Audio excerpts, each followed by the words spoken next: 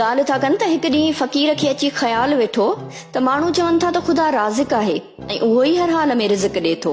सो आउं बि आज़म तो त वठां त वाकई इहा ॻाल्हि सच बि आहे या मिड़ई हुलाई वई आहे। उहो ख़्यालु करे ॻोठ खां ॿाहिरि निकितो ऐं हिकु वाह जे किनारे कंहिं हिकु वण ते चढ़ी वञी वेठो। इन हालत में खेसि 2 ॾींहं गुज़री विया पर किथां बि को मानी गभो कोन मिलियुसि। 3 ॾींहं को रहिस शिकार लाइ निकितो हो। सो उन वण जी छांव में अची मंज़िल अंदाज़ थियो जंहिं ते वतायो वेठो हो। रेस जा माण्हू रद पचाव खे लॻी विया।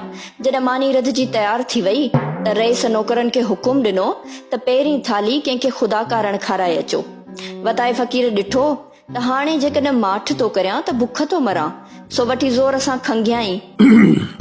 रेस जो वण तां खंगकार ॿुधी त मथे कंध खणी ॾिठाई, ॾिसे त को हमरा वण ते वेठो आहे। खेसि ॾिसी चयईं, अदा हेठि लही आ ऐं अची पुलाव खा। फ़क़ीर वण तां लही आयो ऐं भत खाई ॻोठ मोटियो। ॻोठ पहुचण ते माण्हुनि पुछियसि, फ़क़ीर ॾे ख़बर 3 ॾींहं केॾांहुं वियो आहीं? ॿुधो हुअमि त ख़ुदा राज़िक आहे ऐं हर हंधि रिस्क जो बंदोबस्तु थो करे, सो इन जो आज़मूदो वठण वियो हुअसि। पोइ छा थियो? हा, धणी हर हाल में ॾिए थो पर ॾे खंघाए थो। हाँ